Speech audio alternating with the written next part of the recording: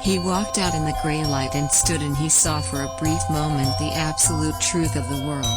The cold, relentless circling of the intestate earth. Darkness implacable. The blind dogs of the sun in their running. The crushing black vacuum of the universe. And somewhere 200 animals trembling like ground foxes in their cover. Borrowed time and borrowed world and borrowed eyes with which to sorrow it.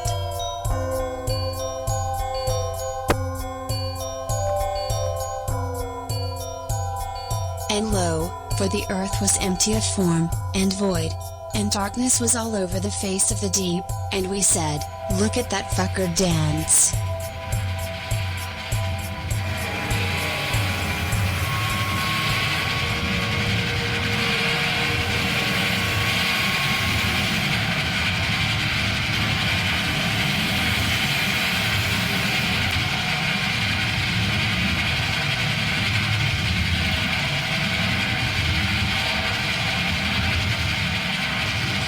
I said you about the teachers union in Tennessee.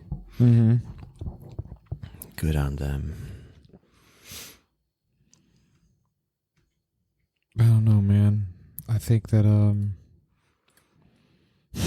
Time to get back to work already, you lazy teachers. I think the teachers have it really good, and they just complain too much. That's not true. Nope. I mean, it's like a fucking 5th grade science experiment. This corona shit, man. Like, and people act surprised, and like, we sent everybody back to school, and can you believe 40 teachers died in 2 weeks? Like, in my opinion, that's not enough teachers. I'm talking about like in like one school district, and I know I'm just making up those numbers, but like their numbers basically like, or maybe not died, but like caught cases. And yeah, kids are like notoriously like, they're the fucking spreaders. Like they'll basically never show symptoms sometimes. And but they carry it real fucking well. Opinion. I'm voting Joe Biden. I also think the Senate should confirm Judge Barrett. Opinion by Thomas Cohen. Who's that? He's just some opinion writer for the New York Times. It's like one of those Republican people who hates Trump. Just a fucking evil person. Oh, yeah. Well, he said Republican, so. How brave of him to come out in favor of Biden at a time like this. So brave. You know, the one thing, like the recent like huge plummet in the polls with the older demographic on Trump, that's the one thing that's got me thinking like Biden's gonna win. I think Biden has a very good chance of winning this. I'm saying like I've been saying for this long storied history of this podcast, like my basic stance has been, I won't be surprised by anything. I say everything's about 50-50 at this point.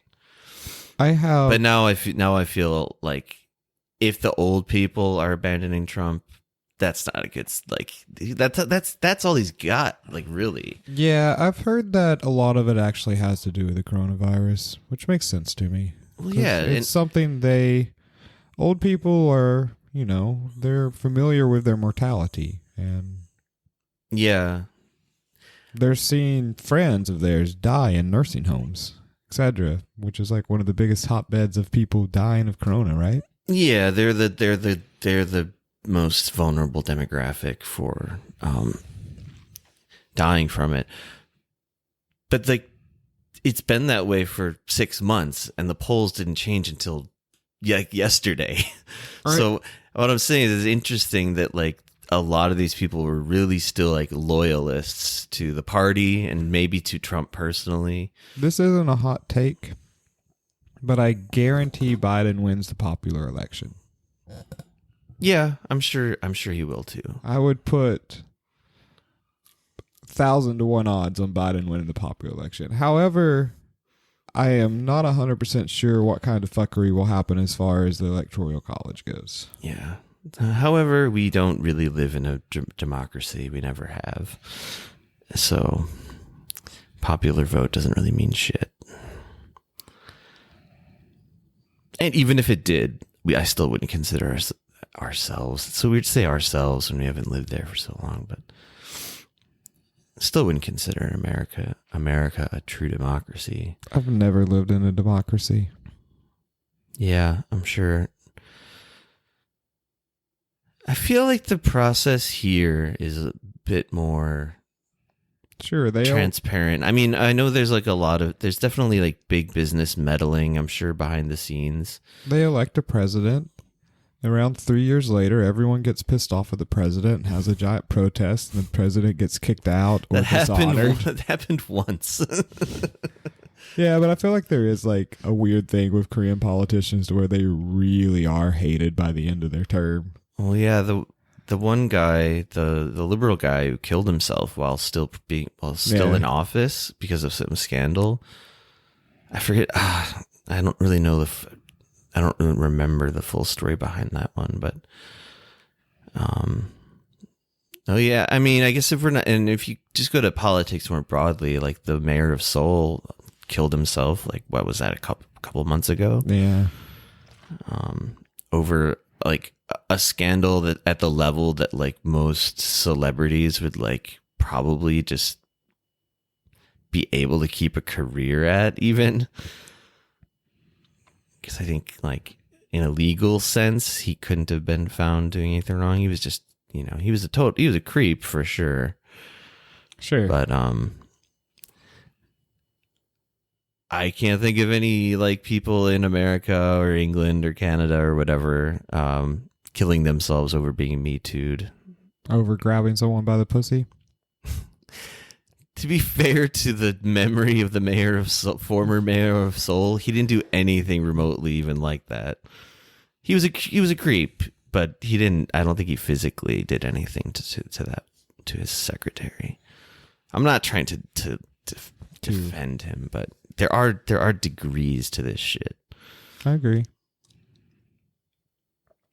And I mean, this is also not a hot take, but it's a problem when people just go, Me Too means this one thing. You're in the club. Cosby is the same as Louis C.K., It's like, no, come on. There's degrees, whatever. Like, we separate degrees in every other, like aspects of our lives and, like, in other criminal acts, There's, like, armed robbery versus robbery. Like, I don't know. I don't know why I feel like it's so controversial what I'm even saying right now, but I know some people would be offended by it. Is there a bigger chance of Donald Trump pardoning Cosby than there is of him winning the election? No. Okay. What? How would that help him in any way? I'm not sure. Guy's wacky though.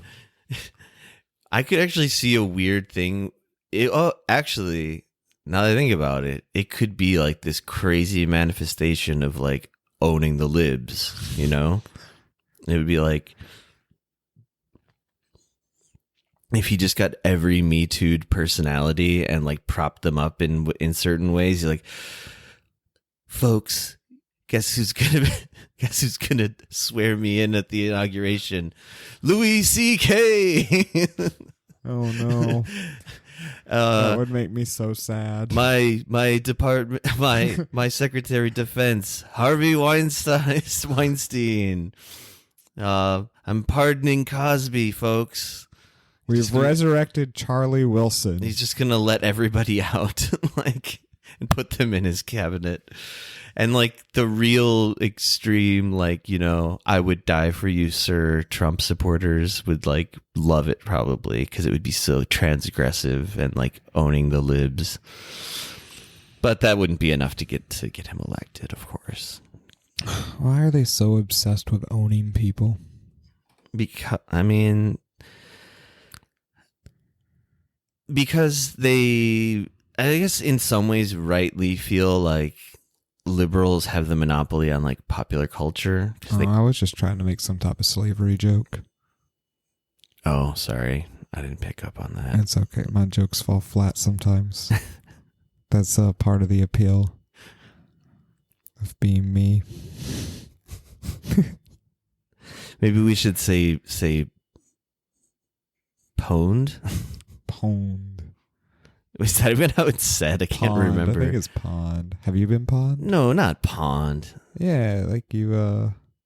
I swear I've heard people say pwned. Yeah, but they're dumb people. I feel like you should know this better than me since you're like into gaming and pond. shit. It's like from chess. It's really. No, I thought the whole thing was that it was like a purposeful like spelling mistake. Oh. Of owned. I'm not. Oh, probably. Fuck, I don't know. I think I'm right, man. You're probably and right. I'm looking it up now. I don't interact with people in games that way. Yeah, an internet chat language version of the word owned used in the sense of beating, defeating, outclassing someone, usually used in games such as Counter-Strike. Do you ever play Counter-Strike? I was not a Counter-Strike fan. Or on message boards, blah, blah, blah. I know what Counter-Strike is. I believe it must be pronounced pwned. But I think Counter-Strike is weird military propaganda, and I'm not a big fan of military propaganda. That. I think Urban Dictionary needs to have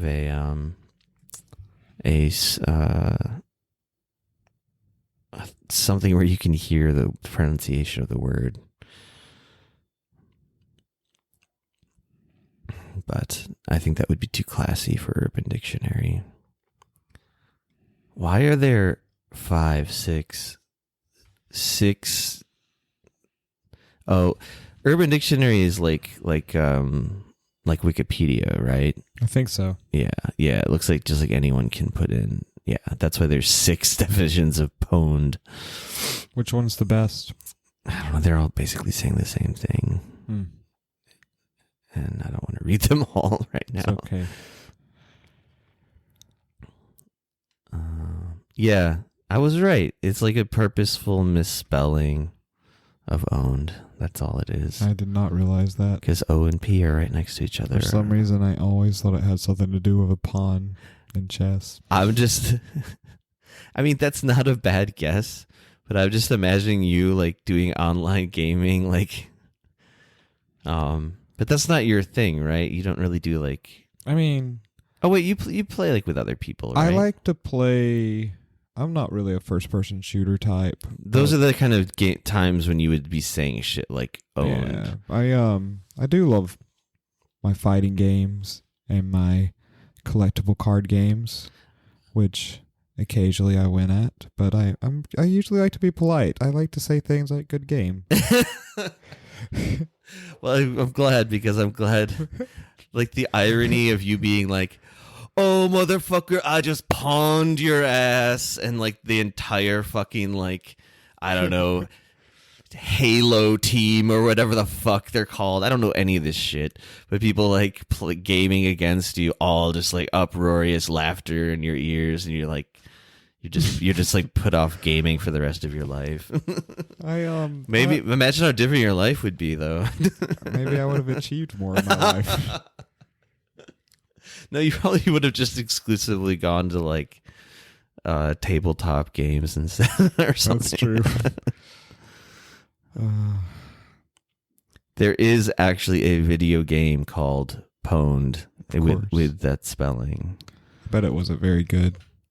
Because I haven't heard of it. Skydance Interactive. Aren't they a big developer? I don't think so. Oh, okay. I don't know what I'm talking about. Why are we talking about gaming? I don't know. I mean, I started it, I think.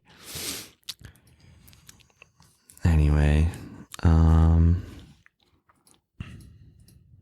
what else is in the news? I like single player games and Dungeons and Dragons. Oh, did you hear about this? The militiamen in Michigan. I kind of always forget that Michigan has like a huge militia contingent. It's a big hunting state. But specifically militias like are formed there and have been since like the 90s at least. Yeah. Didn't one of the militiamen shoot someone in a semi truck? Or am I making that up? I don't know about that. I just know that like just like a couple days ago they tried to kidnap the governor. Oh, I heard about that. Yeah. They charged 2 Marines with like lots of charges. They're going to jail for a long time. 13 men were arrested for the plotting of the kidnap. Their plan was to just fucking kill her. They wanted to instigate a civil war. Yeah. After talking to them. Okay. Their plan didn't work. I'll just read the top bit here. Less than a week after the arrest of 13 men for plotting to kidnap and kill the Michigan governor and incite civil war on the eve of the U.S. presidential elections, the matter has largely been swept under the rug by news media and the Democratic Party. Why would the Okay, this is answering my question. The Democrats, terrified of anything that will provoke a social movement from below, I should also say this is the socialist news website that I'm reading. Like, this does not sound like the way mainstream news would talk, Terrified of anything that will provoke a social movement from below, are covering up the broader significance of the plot and its connection to the political strategy of the Trump administration to stoke fascistic violence in the run-up to the elections. It says that also the AFL-CIO Labor Federation is working with the Democratic Party to kind of downplay this, which sucks. It sucks that like the only unions we really have left in America are basically just like wings of the Democratic Party at this point. Yeah, I mean the big ones, the really big ones. I have to investigate this more, but I did see on my Twitter sphere that the Screen Actors Guild Union, which I don't know, I guess I follow people that are involved with that some, had... I think almost every professional actor is in that, right? Yeah, and like, not even like celebrities, just like, screenwriters actors and other stuff, but they like kicked a ton of people off their health insurance, which sucks because unions are generally good, but even they suck sometimes. It's funny how they can just do that too. Yeah, like with no. So it goes. Imagine if you couldn't be kicked off your health insurance. Yeah, imagine if it was an inalienable right. That'd just be nuts, though. Who would even want that? It's like getting an achievement in a game without playing the game. Yeah, you achieve basic certain things you have to work for. If you want to get to level 2, you have to beat level 1. Staying alive, surviving easily curable diseases. Yeah, you gotta really earn that. Earn this. I don't know why I just quoted Saving Private Ryan. I was... Oh, here's another cheery story. It just I was reminded of it because of the union talk. But those airlines that got all that money from the 2.2 trillion stimulus money. Yeah, they're laying off more than 30,000 workers. Oh, that's almost as many. That's actually more than the 28,000 workers that Disney just laid off. I think Disney also got a big stimulus package. I'm sure they did. Any major recognizable name basically got a slice of that pie. You know who did not get a stimulus? You. I did not. Every time I check. You filed yours before me, too. I That did. I sucks. filed mine before a lot of people. And it says on the IRS website that I'm eligible for one and that it will be direct deposited to my bank account eventually. Yeah. I tried to call the IRS support line, but then I got sick of being on hold for 3 hours. Jesus, was it really 3 hours? Yeah. Oh my God, man. I just I turned off my might phone. have like smashed my phone to bits. I just turned off my phone and went to bed and said, nah, Oh, that's I depressing. I guess I'll call the helpline again later. Oh, that hurts. I was actually shocked when he told me because I didn't even. I think Oh, you had to dig. Like, they don't have the It's helpline really- number on the page. You can find it because one exists. Even is One what shocks me. one exists, and under it's like, this line's very busy. Expect very long wait times. Yeah, I fucking bet. And I was reading some Reddit posts of people being like, I waited 6 or 7 hours and finally a representative got to me, only to tell me there wasn't really anything they could do. Yeah. I mean, I bet they would have given you the same fucking runaround. Yeah, I don't know. Or just told you what you already know. Is like, well, it's processed and it's on the way. It's just it's in a processing stage. But I did hear that people in Austria, 100 people in Austria got stimulus checks from the United States government. Was it 100 or I thought it? Yeah. I think it was 100. It might have been more. Well, you know, I'm not really mad about that. We can afford it. Why shouldn't we help out the whole world? Well, Austria's got a robust like. Money's a made up concept. But I'm saying, I'm pretty sure, like Western Europe, like as much as like there's been a lot of failure to contain the virus, like in terms of like, even if it's not actually UBI, but just in terms of welfare, like and social safety net, whatever you want to call it, I'm sure Austrians are doing just fine. Yeah, a lot of people are doing just fine. I'm saying, and nobody in Austria, even the poorest Austrian, needed your stimulus check. And it's, how the fuck does that happen? How can that be a clerical error to send checks to another country? You know, you're writing the address. You're like 128 Cherry Street, nowhere, U.S. And then you're like 128 Cherry Street, nowhere, AU. AU's Australia, though. What the fuck is Austria's? I mean, I think you'd country probably, code.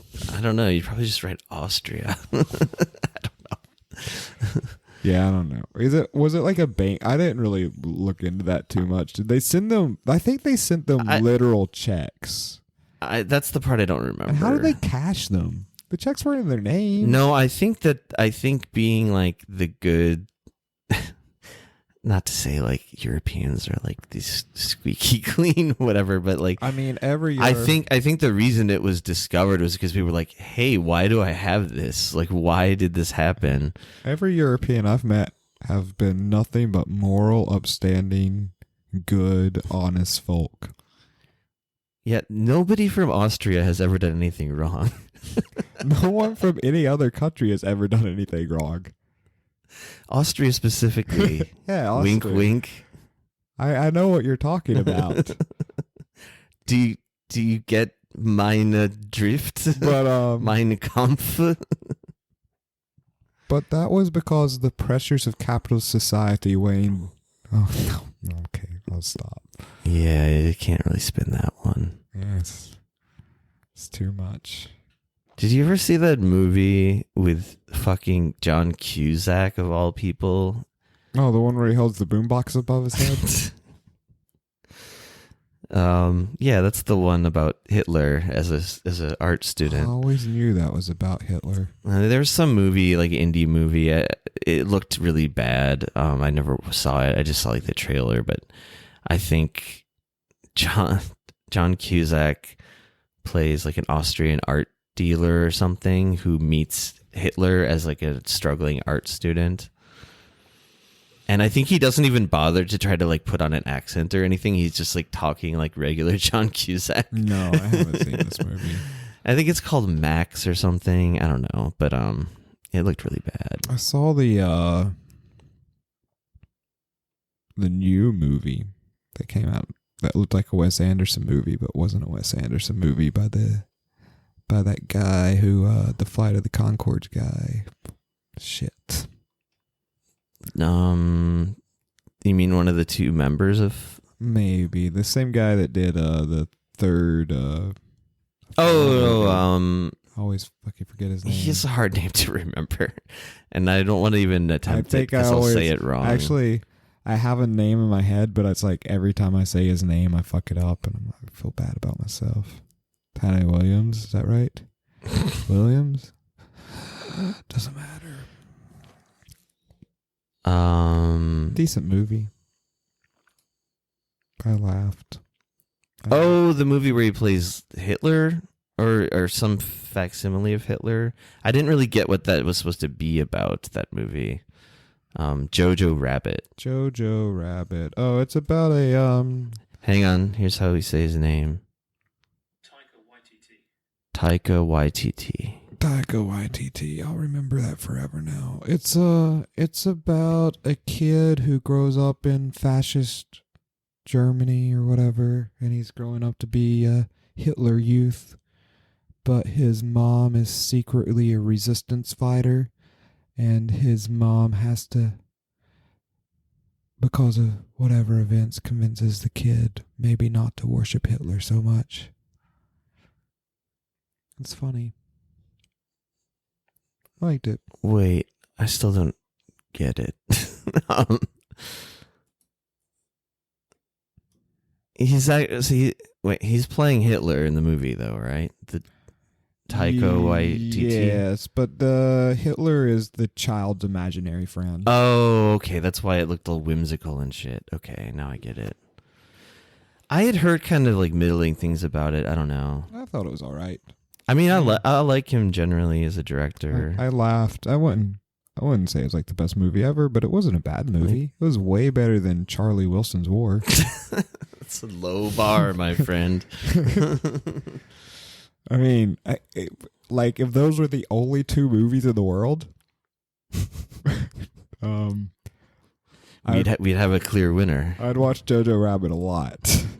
I think, man, it's amazing they only ever made two of these things. I feel like you'd have like, imagine how fucking weird that would be, right? Okay, say there's like, not just only two movies, but like then like all other like visual media besides like, I don't know, paintings is just disappeared as well. Yeah. There's just these two artifacts. Like you have no context for like who Philip Seymour Hoffman is, who Tom Hanks is. Like, you know who Hitler is, but you're like, why is Hitler all whimsical in this movie?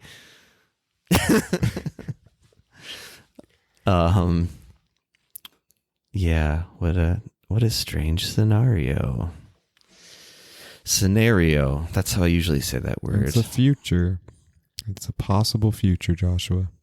Oh, Scarlett Johansson's in that movie, I see. She's the mother and resistance fighter. Rebel Wilson, Stephen Merchant, Sam Rockwell. Sam Rockwell's a good guy, good actor at least. He's in that movie you should see, that Charlie Kaufman movie. The movie reminded me of like a cross between a Wes Anderson movie and Inglourious Bastards. That's interesting. Way more Wes Anderson than Inglourious Bastards, but I think just the satiring of Nazi Germany or whatever. I think it's kind of been done to death at this point, but there was a period there where like there were all these like, what if Wes Anderson made a this or that? I remember that. They had like, what if Wes Anderson made the X-Men? Made a horror movie. They were all right. I don't know. Whatever. He's like kind of easy to just, because it's just about like the certain style and like symmetrical shots and, you know, music from the 60s. I think that got kind of tired pretty quick though as well.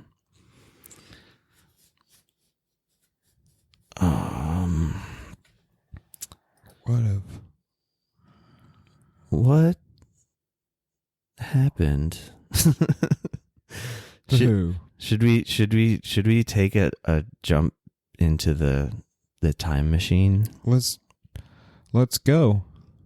Where are we traveling into time to? Well, first we have to reach 88 miles per hour. I was about to just say well, and then I realized I could just say the thing. Welcome to Welcome to Heat Death of the Universe on NPR. It is. It's nice finally being on National Public Radio. Can't believe they picked us up. Home of the Whopper. It is October 14th. The year it's 2020. It's 12:36 p.m. NPR Korea Standard Time. So today's October 14th, and little behind the curtain table setting here. Our podcast was meant to start with was meant to have a regular segment we thought about doing of checking out the on this day in history and just going through kind of random events that happened on the day in question. So we're going to try that now, because there always ends up being something kind of interesting, some famous person's birth or death, or some famous event, or some like weird holiday, or normal holiday, you know. Some battle lost, some battle won. Yeah, so many of them seem to be about war. Some attempt to overthrow the government. Some attempt thwarted. Right. Where to even begin? Today was the day the war on drugs officially began. What year was that? Must have been 1982. 82. U.S. President Ronald Reagan proclaims a war on drugs. Thank God. He's come to save us all from ourselves. Do you remember before the 80s? No. Do you remember before the 80s? Before you were born, when drugs marched the street carrying guns, shooting down innocent civilians. Yes, giant hypodermic needles like that one music video by the Dandy Warhols. Exactly like that. Lines of cocaine marching through the streets. Snorting themselves. With their rock-solid crystalline bodies. Dude, this is a very trippy image you're putting into my brain. Marijuana bongs assembled as Gundams. Marijuana bongs. Marijuana bongs assembled as Gundams, raining fire down on New York City until Reagan stood up, ripped off his white shirt and blue tie to reveal his Superman logo and start the Great War. Some would say the greatest war ever. Most successful for sure. I imagine it's made so much money and created so much cheap labor for our country. And reduced drug use dramatically. I mean, obviously there's a lot to be said about the drug war, but it's just like everybody knows how fucked it is. I mean, anybody who would ever listen to us speak on a podcast. But like, it's one of those things that like, one thing I hated about like being an avid drug user in high school was like cleaning your needles. No. Sorry. Like if you ever got into like a conversation with someone who maybe even was maybe like for legalizing marijuana, and then you try to push it further and be like, well, like look at what they did in Portugal. Like if you decriminalize everything and focus more on treatment and rehabilitation, like society can actually function a lot smoother, and the war on drugs is all just about filling jails for free to basically cheap or basically free labor. I remember having a conversation in particular like this with this one guy who, when I lived in Texas, and he was like, he wasn't a friend, he's like a coworker. And the one time I went out drinking with him, so we're like sitting there getting drunk, and he's telling me like, even though he was like a military guy and like this like conservative Texan guy, he was like all for, he felt like he was saying something brave to be like, I think weed should be legalized.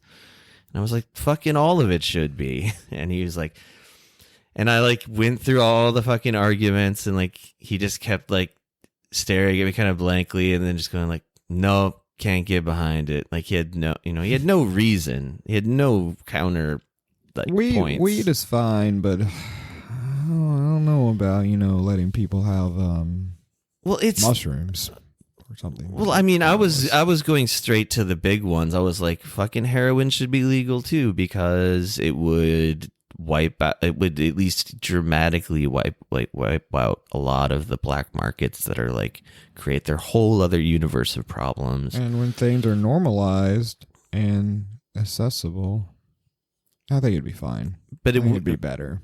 But I mean, nobody, at least maybe there's some fringe fucking libertarian douchebags who are like, yeah, just you can buy like a fucking packet of heroin at Walgreens, like no prescription needed. Nobody's talking about that. Like legalize or regulate, like everything, like alcohol, like tobacco. Put it in our Coca-Cola, please. They used to do that already.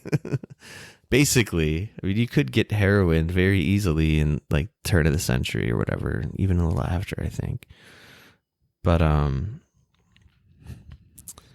don't know. I just think there's just no. I've never seen a good argument for like continuing any semblance of this war on drugs.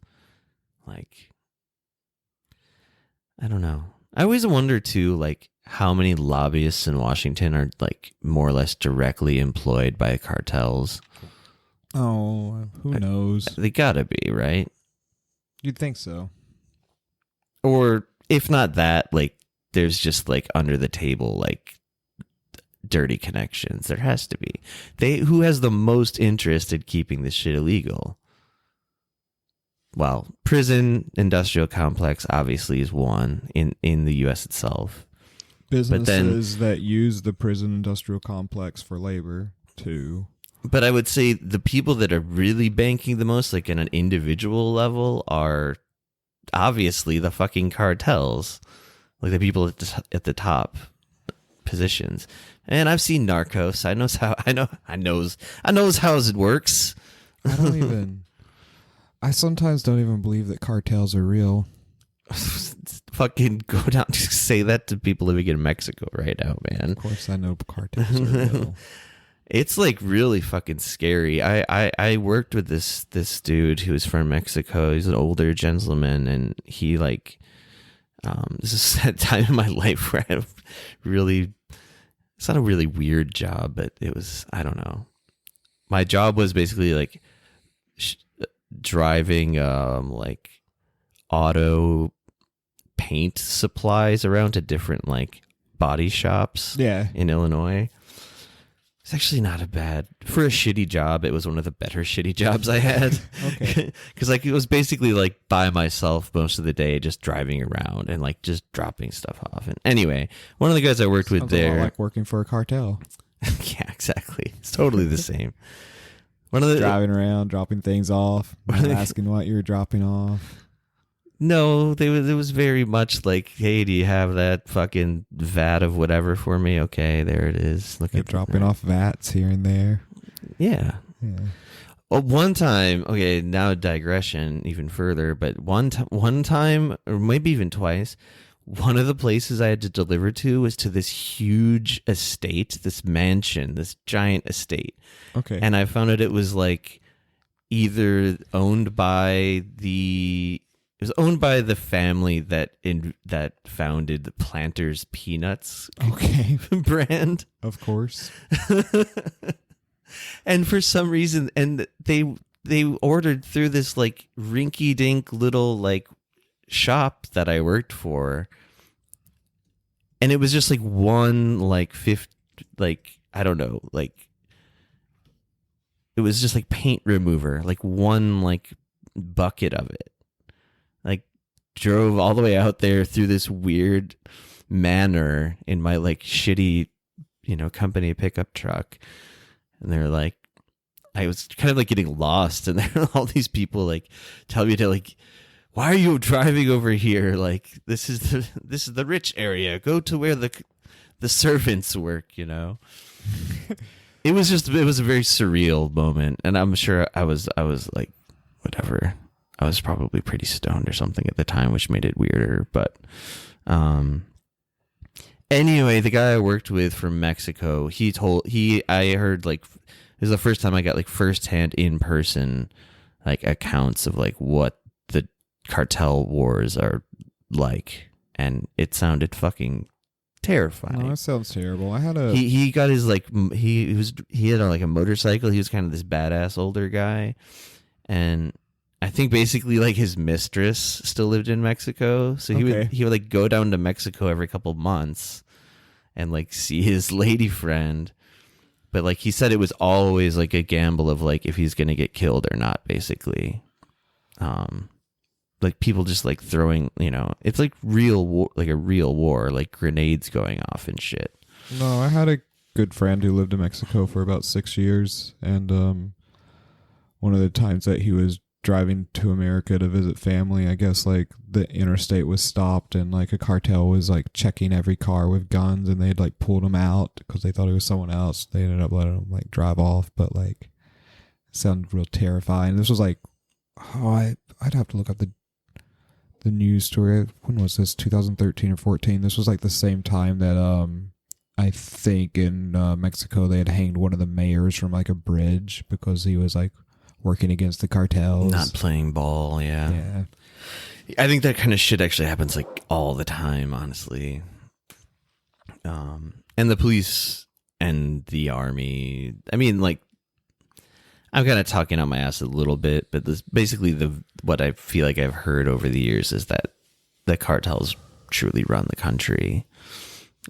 It's true. Although the most recent that president, gang of extremists that Donald Trump talks about all the time, right? And I forgot its name. Sorry. Who? Oh shit. Never mind. Okay. Let me just ignore me. My oatmeal porridge of a brain stopped firing for a second there. No problem. That's why people listen to this, for my Biden-like gaffes. For your meandering corn pop tales. I remember the first time I ate corn pops, and I thought, damn it, Mom, why did you buy these? I wanted snaps. What are snaps? They're like a cereal made from corn, like every other cereal.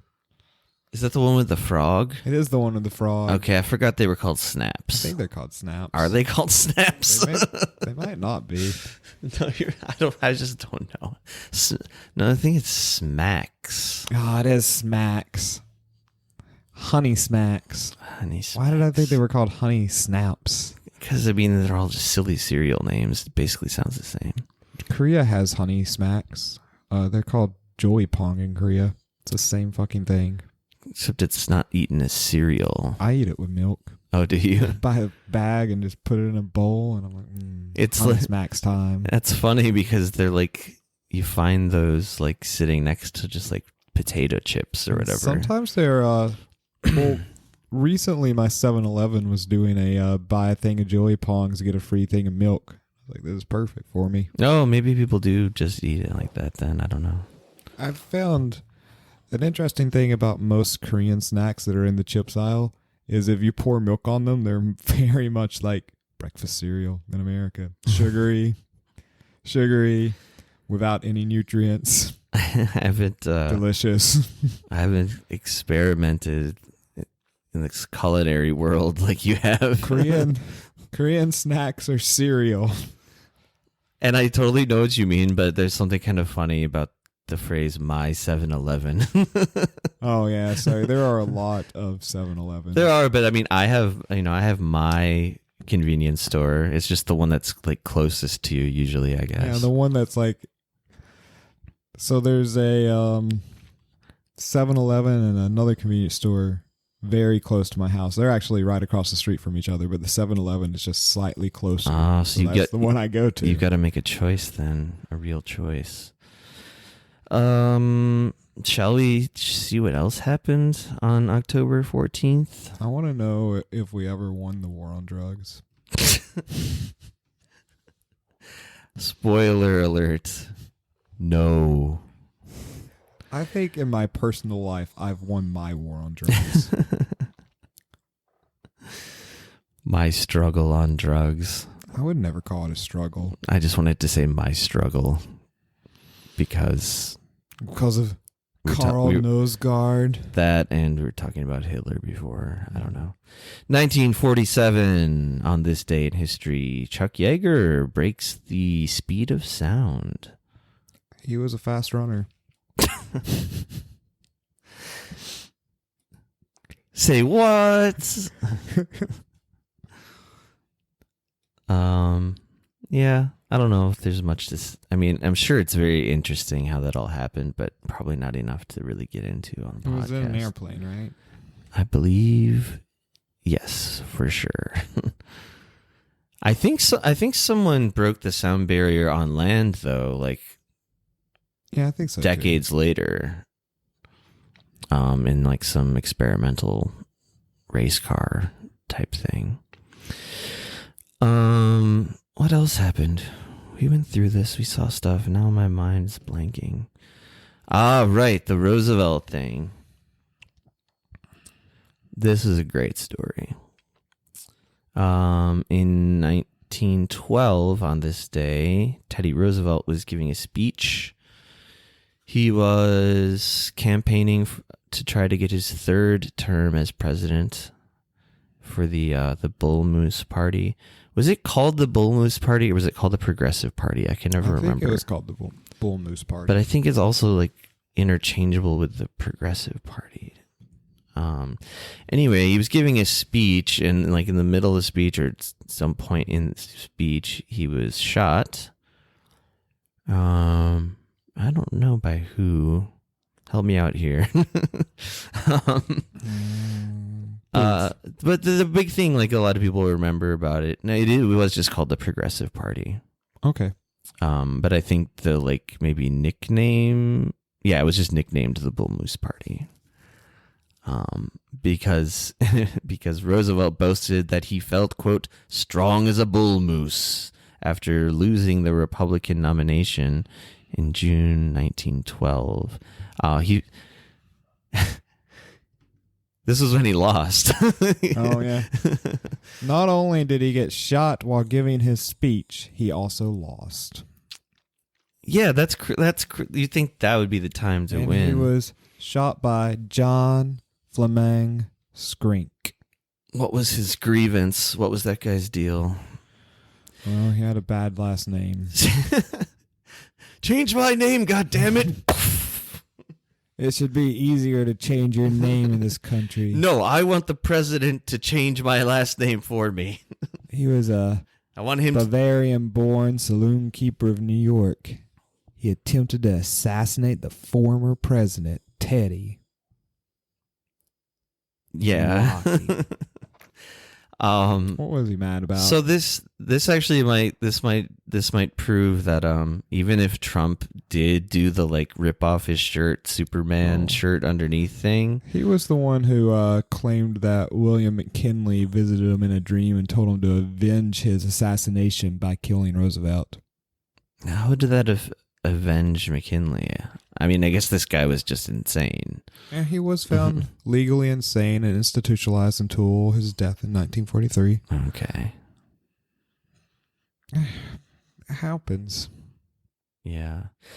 So the most notable thing about this assassination attempt, usually when people talk about it, is that Roosevelt continued on with his speech until its end with like a fucking bullet lodged in his chest. Guns were a lot weaker back then. Right? I mean, I imagine it was just like some sort of revolver or something. I don't know. I don't know anything about guns either. I mean, apparently the thing that saved Roosevelt was he had like a 50-page speech in his pocket. In his glasses case, yeah. In his glasses case. And the bullet couldn't penetrate it. One thing that Teddy's never credited for is inventing the bulletproof vest.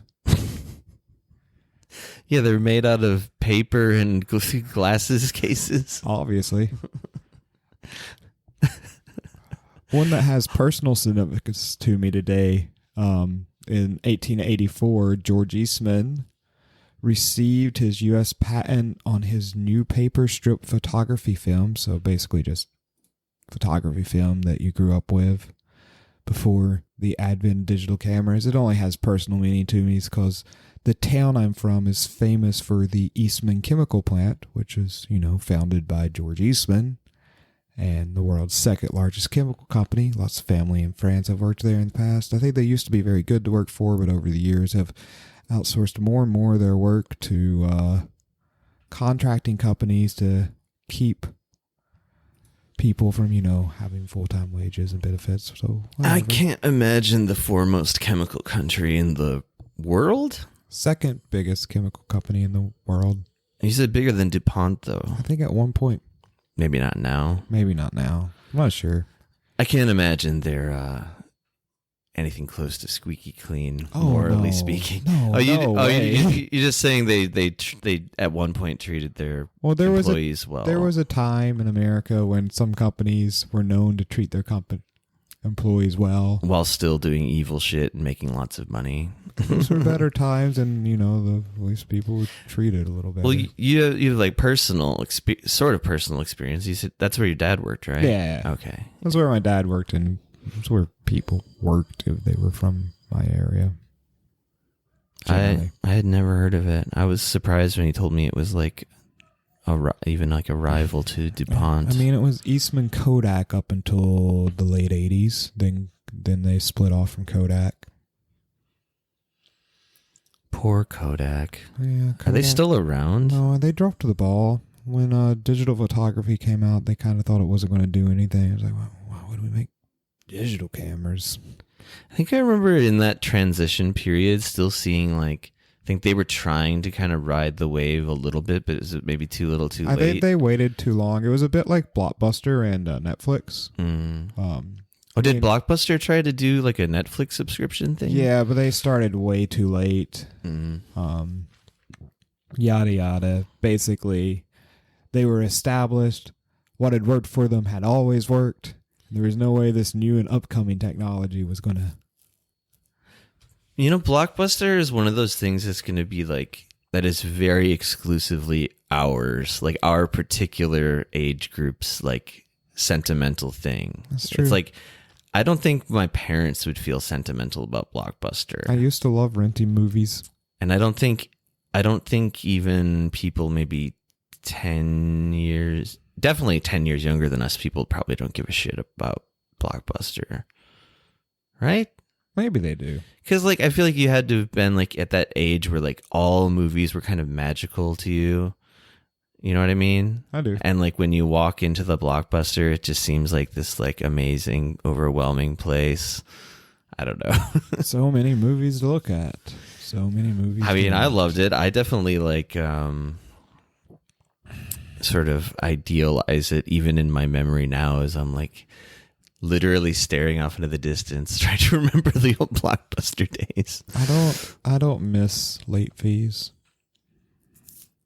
Well, yeah. I mean, of course it is it's just sentimental. It's just nostalgia, pure nostalgia shit. But I was slightly sad when they went completely under. And apparently there's still one or two that still exist independently. I really feel like I read earlier this year the last one that existed recently closed down, but maybe actually I think they rethemed as there's still a Blockbuster, but instead of renting movies, now they rent out the facility for people to have Blockbuster style parties. So they set up a nice CRT TV and a VHS player and let people come in and have their like nostalgia filled party where they pretend to rent a movie and hang out in like some late 90s bedroom or some bullshit. Sounds weird. No, it makes that makes complete sense to me.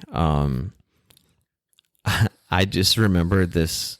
Do you remember when The Onion had like a TV show? Or like, yeah, kind of. Or it was like an online TV show. Sure. It was pretty good. I mean, I've always liked The Onion, but I just found the video too. This video, it was and this was from like probably 10 years ago. But it says Blockbuster offers glimpse of movie renting past in a museum. So the idea is that they made like a museum that you could walk through that looked like a Blockbuster. And I don't know. As I'm saying it out loud, it's not very funny. Whoops, as I describe it. But I remember it being funny. At least, oh my God, it's 12 years old, not even 10 years old.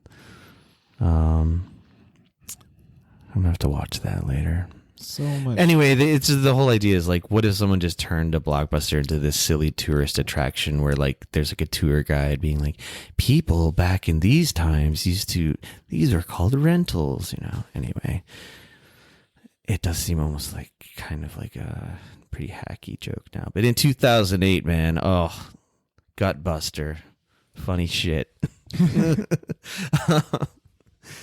So, yeah, Teddy Roosevelt gave his speech all the way to the end. I think, did he fire back? Because he was always packing heat.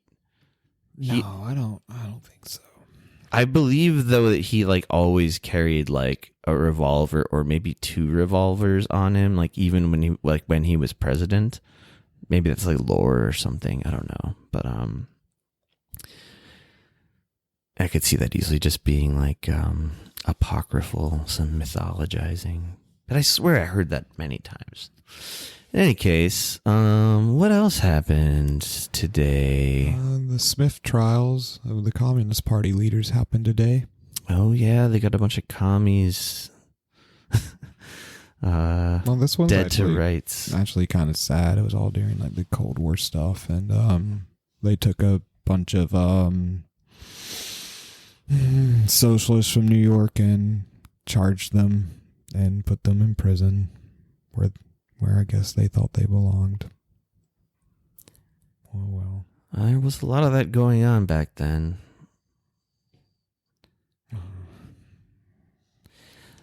Oh, like now when I think about like McCarthyism and the Cold War and stuff, like I can't help but think about like the frenzy that people whipped themselves into over Antifa? No, Russiagate. Oh, I always think of the frenzy that some older people I know get into about Antifa. That's the other side of the coin, but I feel like the shitty Antifa, Antifa. Why do I say Antifa? I think everyone says it, like stresses the syllables a little differently.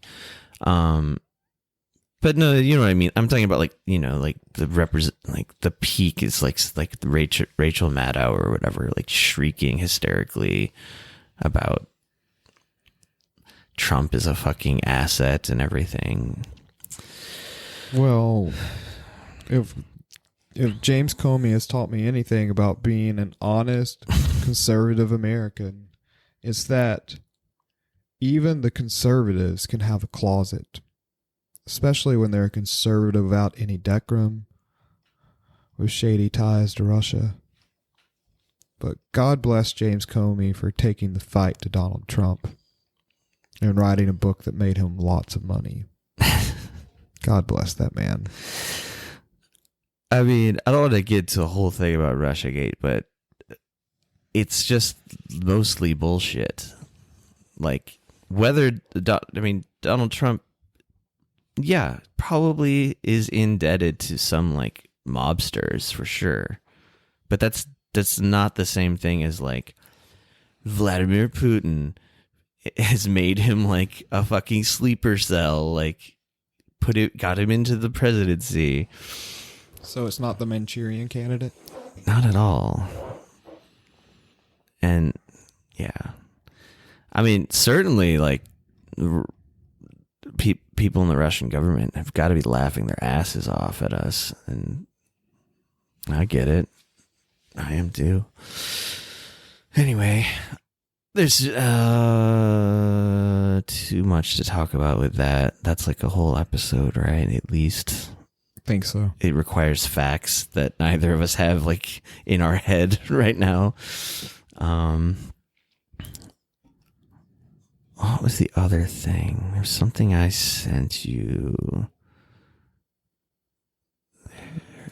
Ooh, the first live TV broadcast by American astronauts in orbit is performed today. Oh, that's cool. By the Apollo 7 crew. Nice. 1968. Was this like this was like just like doing like an orbit? Yeah.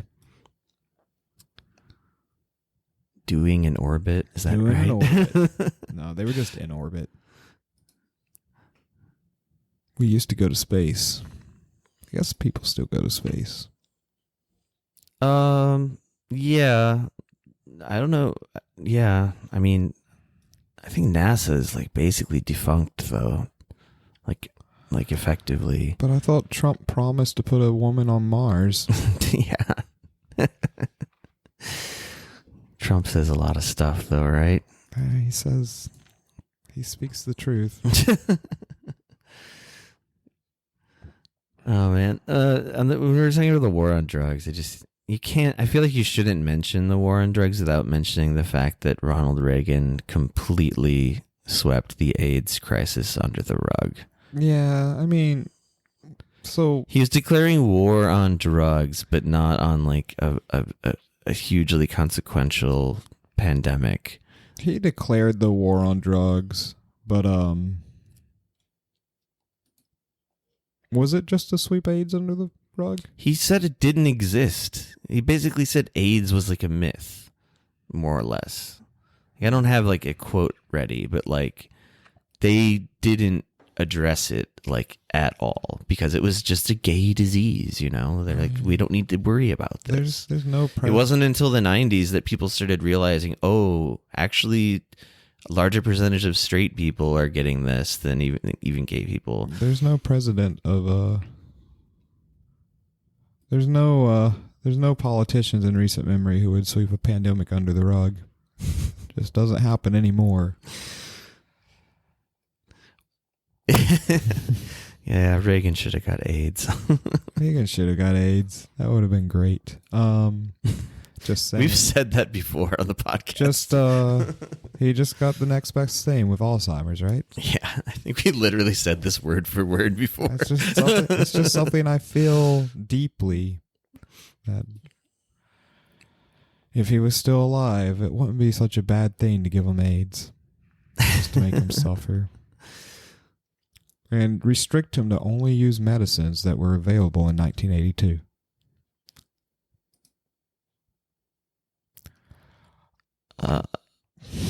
Go ahead. Nothing. I was literally going to go, and have nothing to say. I was just thinking of Reagan. I was also thinking the war on drugs. The first official, reporting the war on drugs or mentioning of it was actually in the 1970s, 71, because Nixon was really hard on drugs, and he didn't declare a war on drugs, but the media at the time in the 1970s media started spinning up the war on drugs. So there was already talks of a war on drugs, but when they say the war on drugs was started, Reagan literally just started the government machine / all that mechanism. But there was already talks of it. There was 10 years of build up to a war on drugs. Oh yeah, I mean it was more sloganeering, they're marijuana was,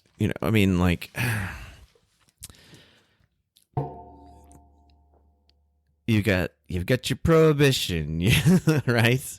Starting there, I guess. Like, I mean, there was some. I think there was just way less regulation on substances before the 20th century, but my understanding of like why marijuana became illegal in like the 20s or so, I think that's when it did. It was like very racially based, and yeah, it was because like, you know, day laborers from Mexico like to smoke marijuana at night after they worked a long fucking day in the fields, and it was like, these Mexican men are trying to take our white women. Like, that's like literally what it came down to. So it was like, oh, how could we easily just toss them in jail? Oh, they all like smoking marijuana. Let's do something with this crop that none of us understand or have interest in or care about. Yeah. And it's the same thing with opium. Like, you know, the opium dens in like with the Chinese immigrants in California. It was the same thing of like, they're seducing our white women with opium, even though you could still go down to the good stands, you know, what was the word I'm looking for? The pharmacy? The pharmacist. No, I mean, I'm trying to like use an adjective for like the nice, upstanding. That's the word I'm looking for. Upstanding white pharmacist, and get all the cocaine and morphine and heroin that you want. But no, they're gonna outlaw like raw opium because that's what the Chinamen were smoking in their opium dens. So, and then. Yeah, so like all of these wars on specific drugs are rooted in really gross motivations, and I mean, where it really took off though is when they realized like just how much they can pack jails full of poor racial minorities, to put it simply, I guess. What's the profit motive? I know what the profit motive is. Yeah, privatized prisons, free labor, even in state prisons. So it's gross. It's real gross. On a lighter note, today is National Dessert Day. What dessert are you having? Is coffee a dessert? Depends on how you drink your coffee. Oh, you don't have cacao on there, right? No. If you want to see the website, it's nationaltoday.com, October holidays.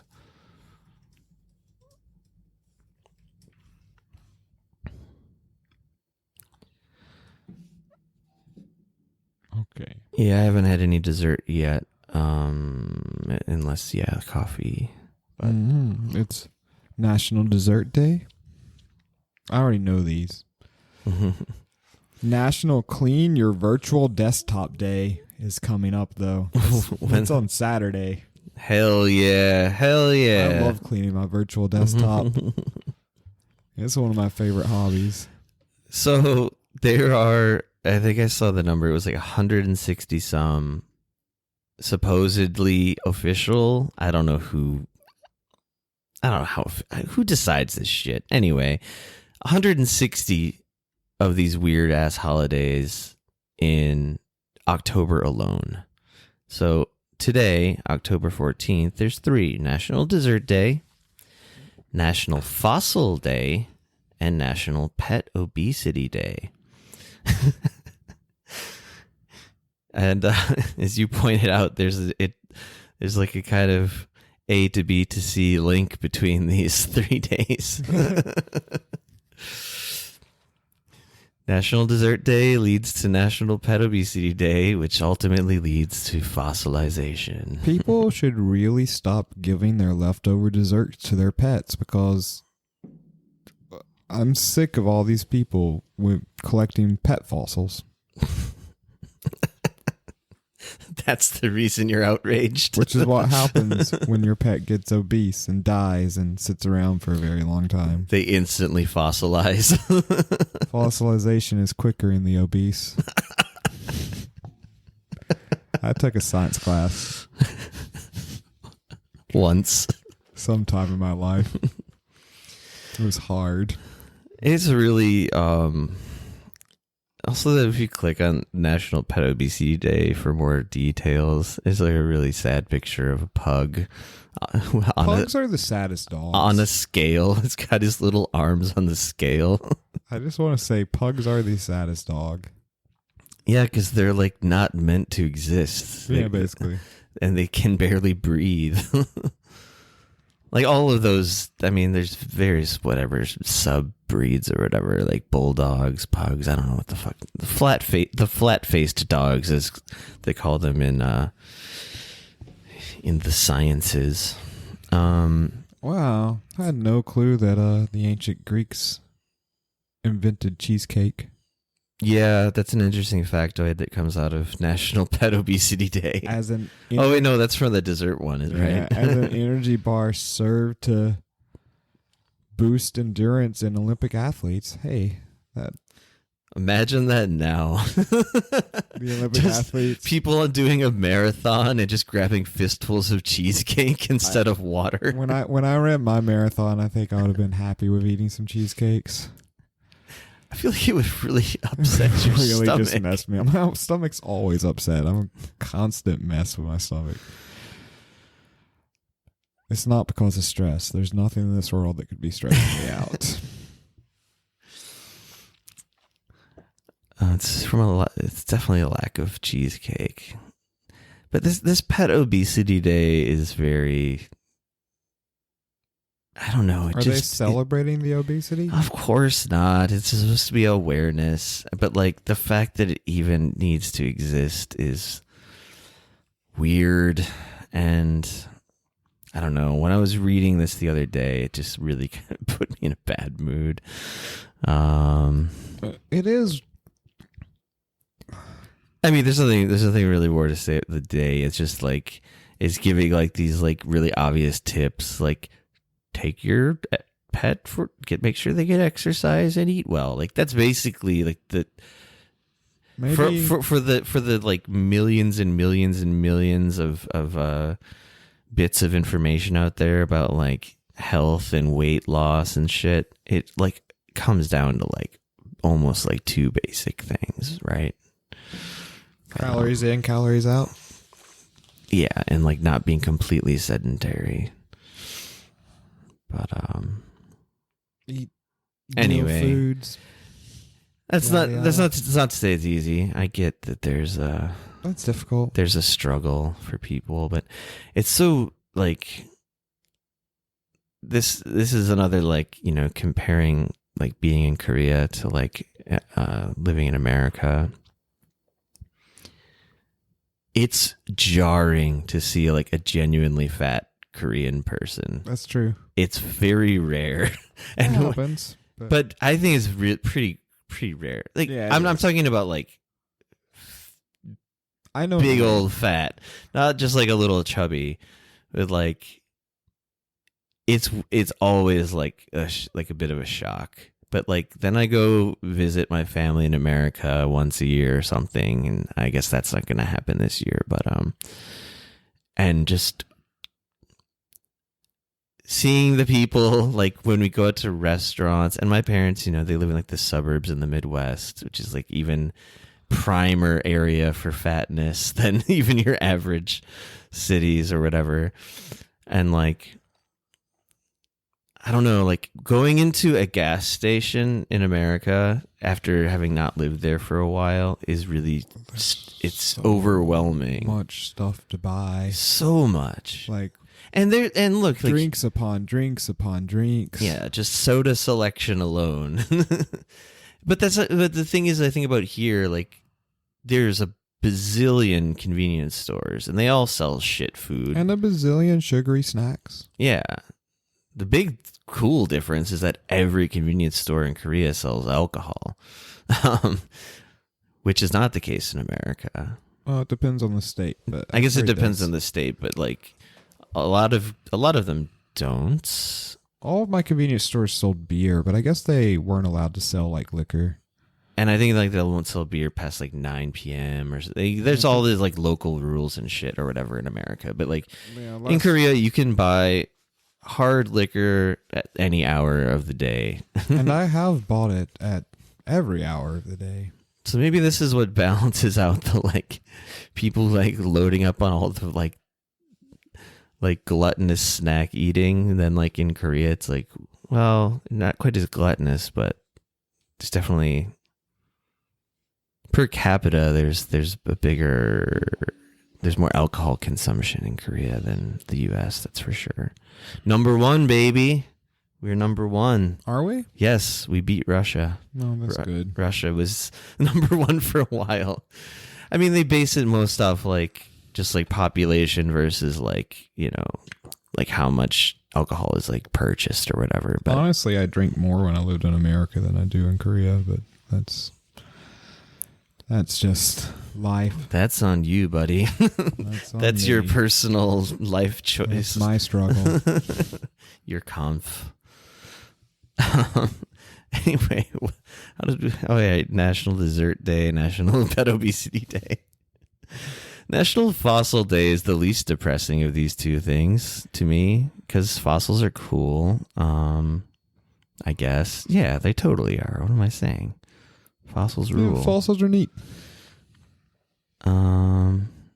Remember Lucy, the T-Rex? Yes. That's in Chicago. Chicago, baby. I've been there. Did you see Lucy? Did you go to the Natural History Museum? I didn't go to that Natural History Museum. I've been to the one in New York. A very good friend of mine worked there briefly at one point. She was doing like she was doing research with DNA, like plant DNA. Oh, that's cool. And but like I think part of her job, if I remember correctly, was like she was kind of on display as like a museum like object, like sitting behind the glass. As a researcher? Yeah. Oh. Like, but she was doing real research. It wasn't just like, I mean, I guess it's not that weird, but there's something kind of weird about just like people walking by, like, there's a scientist doing science behind the glass. But I met her at the museum one day. That would make me feel self-conscious. She told me I think she just like could listen to music and stuff while she worked anyway. But I met her at the Natural History Museum there one time, and I got to go like backstage of the museum, and that was kind of cool. Seeing all these like, what was the backstage like? They were just like a bunch of like scientists doing blow, hanging out with their groupies. Actually, I did drink back there a little bit. There were scientists and like other employees, like they were playing that game. You must know it. You like board games. What's it called? It's like really popular Monopoly board game. No, it's like a fucking like nerdier kind of Settlers of Catan. That's it. That's it. Like they were playing that and just like drinking beer and wine or something. And but then I remember she also took me to this room where like it was, I don't remember exactly what it was, but it was like the worst smell I ever smelled in my life. Formaldehyde? No, it was like there was some sort of death in there, but then it was like maggots or worms or flies or something that was like consuming the dead things, and it was like a part of an experiment, but like it was like a horrifying room. I was kind of like, why'd you bring me in here? I just wanted to like run out screaming. And it smelled so horrible, like a smell I've never smelled before or since. But anyway, Natural History Museum's pretty good at in Chicago there. If I ever go back to Chicago, I'll check it out. I mean, people ask me what to do in Chicago sometimes, and like my mind kind of goes blank because I'm like, I mean, you can go see the fucking bean thing, whatever, which is cool. It is cool to look at, but it's like, you know, it's like super touristy. But the main thing I think of is the art museum, because the art museum is really great there. I mean, every time I go to the Chicago Institute of Arts, I should say. Major cities, I just end up hanging out with friends that I know and doing what I would do in any other place. Which is drinking and talking and drinking some more. I mean, honestly, like with Chicago, it's like, yeah, what can you could go to bars or restaurants or museums, and then, I mean, there's the big park by the lake, which has the bean thing. And maybe it's just because I really haven't technically lived in Chicago since I was like 4 years old, technically. But anyway, I always feel like at a loss. And then I'm like, why is Chicago such a major city? It doesn't really have much going for it. They have the thick-ass pizza. Yeah, but like I said, restaurants, bars, like... That's everywhere. I might as well just say, like, look at a regular old like tourist guidebook, and that's like I can't really give you any better options than that, other than like, unless you want to meet up with some friends of mine and like party. But anyway, that's actually, I remember reading the tourist guidebook of Chicago and saying, "Oh, meet up with Josh's friends and party." Oh man, they're a really open friend group. I'm trying to remember who even still lives in Chicago that I'm even in touch with at all anymore. Probably no one. Sorry if you're listening and I left you out. I also know there's a very little chance of that. I've never seen Chicago on the stats, actually. Chicagoans, where are you? I don't know. I don't keep in touch well with my I think all the old people I friends. knew in Chicago are in LA now. I'm not sure. I didn't know many people in Chicago. Why would you? You're from another part. True. There was this band from Chicago I used to hang out with some. I liked those guys. Animal City. I don't think they're around anymore. Animal City. I know that their guitarist Dakota's ended up in a couple of movies recently. He's a cool guy. Any notable Not movies that you'd have heard of? He made this movie called Love Shot last year, which I thought was pretty good, but it got like middling reviews. I think I found it good just because I like Dakota quite a bit. He's one of my favorite people when I've hung out with him. He like directed it? Oh no, he starred in it. Oh, okay. Well, that's cool. This movie. Okay. I'll have to look Sorry, at it later. Listeners, I just held up my laptop to show Josh the cover of the movie. It's got a 6 out of 10 on IMDb and a 3 out of 5 on Letterboxd. Actually, I've never been to Letterboxd, the website, but I thought it was good. It's about a hitman who is contemplating retirement until he meets his latest target, a karaoke hostess, and feels compelled to spare her life, and they fall in love, yada, yada, yada. You say Letterboxd? Yeah, it's one of the movie sites. Letterboxd. Letterbox. Oh, it's not Letterboxd. Letterboxd is a great website. I used it a little bit, but I just stopped because too much internet. But like, it's just a great way to catalog and catalog movies you've seen, and then to find new movies you might want to watch. It's worth checking out if you're a big movie buff. I haven't updated mine for probably like 3 years though. But it also makes you realize how many, like, the insane amount of movies even like maybe an average like non-cinephile person watches in their life. Because I just like, at one point I started going back in my memory to like the first movie I saw as a kid and just like trying to remember every movie I've seen, like every dumb kids movie, everything. Man, it adds up to a lot of hours spent watching movies in a lifetime. Do you remember the first time you went to the cinema? Not really. I mean, I think the first movie that my dad took me to was a Ghostbusters movie, but I was young. Really young. That's a cool first movie, if that was the first one. I remember my first 2 movie theater experiences because they were really burned into my mind, especially the second one actually. But first one I remember, I think just because we kind of like, I don't know, almost like mythologized it within like, you know, how family lore is, whatever. I mean, it's not family lore. It's just like my mom would like remind me of like, remember I took you to see your first movie? It was Cinderella. And we ate ice cream afterwards.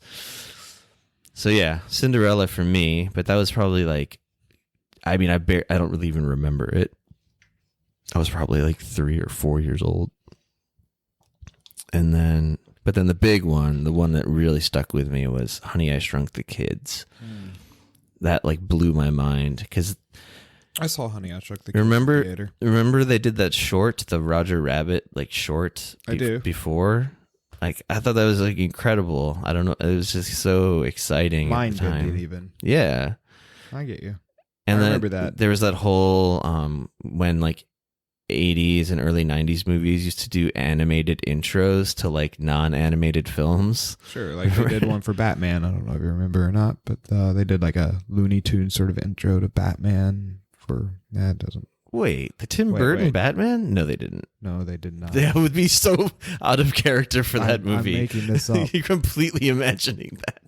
I've kind of recently rewatched the Tim Burton Batman, and it starts with a really like German expressionist, like long panning out of like this like brutalist architecture, like concrete bat symbol. That wasn't animated? Well, no. It was actual camera work, like spinning around. No, but the Honey, I Shrunk the Kids like began with like this like wacky. I mean, it's like a perfect movie for that kind of intro. The funny thing about those kind of intros in the late 80s, early 90s is that they were just kind of like a trend. So like movies that really didn't need them were doing them. Like I think like Weekend at Bernie's has a really like cheesy bad one. Like I don't know, but anyway, Honey, I Shrunk the Kids was I think it's kind of a great first film to see as a kid in a weird way. Because yeah, those like special effects, like, you know, I actually rewatched that movie not too long ago. They were cool for the time. Yeah, and as a kid, like, Jesus, you totally just like, it's just like seems like seamless and magical to you because you have no idea what's going on. You just completely get sucked into the reality of the movie. And yeah, that's a very fond memory of mine. Also the teenage sister was my first conscious crush I ever remember having. It's okay, folks. I was only like 5 years old then, 6. The age discrepancy was okay. I've still never had a crush. You'll get there, man. I know. I'm waiting. Didn't you see these Teddy Roosevelt pictures? Well, I wouldn't say admiration is a crush. It's like one step removed from a crush, though. Maybe. Oh shit! Do you got to go soon? Probably. It's almost that time for me to go and live in the alternate reality where I work. Sadly, I have to work like many other people. Yeah, it sucks. Fucking sucks, man. Imagine if we lived in a society where machines did everything and people were just, I don't know, expected to like create things. Free to pursue their addictions and dreams. That's all I really want. Yeah. It would be a brave new world, really. I mean, I think about like what happens to society, right? When like there's more like leisure time, and like there are like new different kinds of problems come up, but they're way better problems to have than the problems of like toiling and suffering at work. Things would just get better. Oh, 1,000,000%.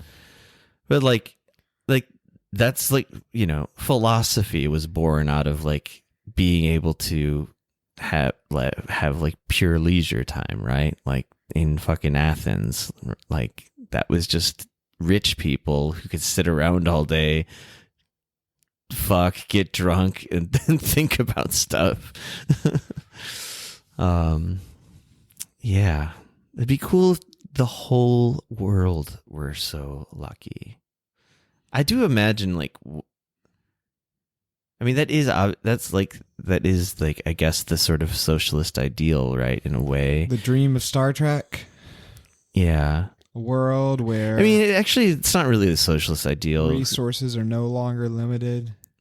Unlimited resources. Well, actually, so it people is do like whatever because they want. the ultimate end of communism is basically like money is about like done with, and like people are free to pursue whatever they want. things are basically automated more or less. Yeah, But we'll get there. yeah, it'd be no, we won't. But it's Just gotta keep fighting. it's just fun to sort of imagine like all the what would the big problems of the day be in a society like that. It would just be like all existentialism. It would just be people worrying about the meaning of life. And that's like you see it in like different periods of history. Like that's what the 90s was for like middle class America, right? It was like we're like comfortable. Like, I mean, that's basically like Infinite Jest couldn't have been born out of anything else than something that. Is like a generation of people that have enough like leisure time, free time to just be too sad and caught up in their own neuroses and whatever. But I digress upon digressions and other digressions. Series of good series of digressions today, I'd say. Decent. So, would you call today one of the better days of historical events? Breaking the sound barrier was cool. The Teddy Roosevelt story is just interesting. Fun. Yeah. Is a pretty good one. I mean, we missed a ton of shit, but a lot of it was just like this battle happened, this king died, this composer was born, stuff like that. But yeah, fucking war on drugs. God damn it. Probably could do a real episode on that. But for sure. But many people have done realer episodes than I think I'm capable of. Also, like I said in the beginning, and then didn't take my own advice. I was like, everybody already knows all these things. We don't really need to rehash them. And then I continued to rehash what's wrong with the war on drugs. But so it goes. That's the heat death guarantee, folks. Not listening to ourselves. Whatever that means. And just remember, if a giant line of cocaine is ever marching your way, the only way to battle it is with your giant nose. The first voice recording was made in 1860. It was a 10-second fragment of the French folk song Au clair de la lune recorded by inventor Edward Leon Scott de Martinville. But who will make the final voice recording and when? What will it be? We will hear it.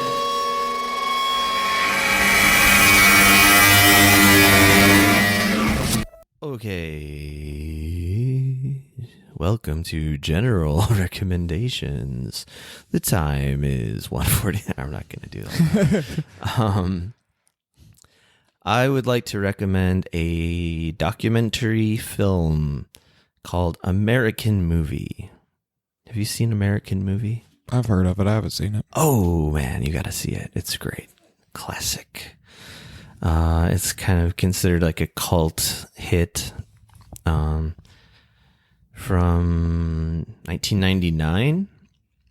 And it's a documentary about this aspiring filmmaker in Wisconsin who is just like very poor, like living at home with his parents, and but very, very interested in cinema, especially horror films. He's trying to make a horror movie, and there's just like one difficulty after the other, and he's got like a sort of sidekick best friend named Mike Shank, who is maybe my favorite part of the whole movie.